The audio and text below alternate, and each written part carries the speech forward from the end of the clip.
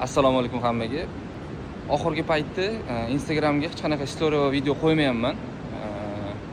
Shu sababli o'zi direktda savollar juda ham ko'payib ketibdi.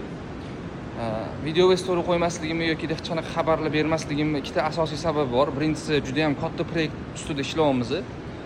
Ikkinchisi bo'lsa, o'zi Turkiyada ta'lim sohasi yoki konsalting sohasi juda ham siyqash chiqib ketdi. Chunki odamlar o'qishga olib kiraman, o'qish orqali iqoma olib beraman deb Turkiyadagi ta'lim sifatini ham shu pastga tushirib tashlashdi, yo'qib tashlashdi. Ikkinchi sabab shu. Xo'p, oxirgi 1 oy, 2 oy ichida 65 dan ko'p konsalting firma, ya'ni ta'lim bo'yicha konsalting ko'rsatadigan firmalar Turkiyada yopilib ketdi. Davlatni o'zi yopib boryapti. Turkiya davlatining o'zi bu firmalarni yopib tashlayapti. Shu sababli biz hozir kutyapmiz. Sistem tozalanishini kutyapmiz. Asosiy proyektimizdan ustida ishlayapmiz. Hop, shu ishlab chiqayotgan, ya'ni ustida ishlayotgan proyektimiz haqida qisqacha ma'lumot beradigan bo'lsam, yana bu ta'lim sohasida faqatgina bu juda ham zo'r o'quvchilarning kelajagi uchun yordam bor. Buni qanaqa aytsam bo'ladi? Qisqa va lo'nda qilib.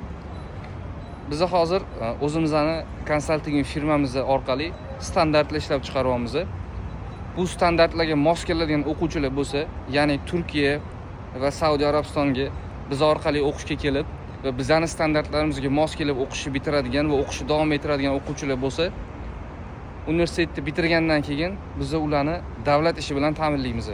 Ya'ni qaysi kasb va hunarni bitirsa, o'sha kasb hunari bo'yicha, o'sha yo'nalish bo'yicha biz ularga Saudiya Arabistonidan yoki Turkiyadan yoki O'zbekistondan davlat ishi bilan inshaalloh ta'minlaymiz.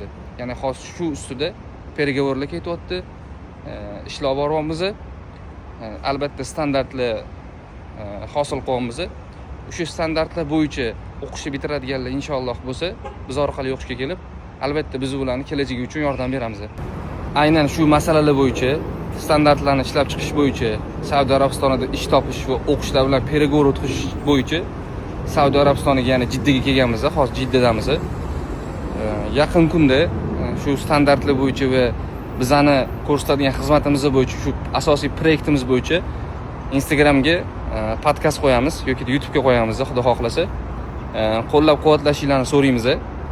Kimga agar Turkiyada, Saudiya Arabistonda o'qish qiziq bo'lsa, bemalol aloqaga chiqarasizlar. Men shuni aytib o'taman. Bu boshlanishi hozircha Saudiya Arabistoni va Turkiyada boshlaymiz bu ishimizni. Undan keyin ishlab boryapmiz. Germaniyada, Italiyada, xudo xohlasa Yaponiyada ham shu xizmatlarni ko'rsatamiz.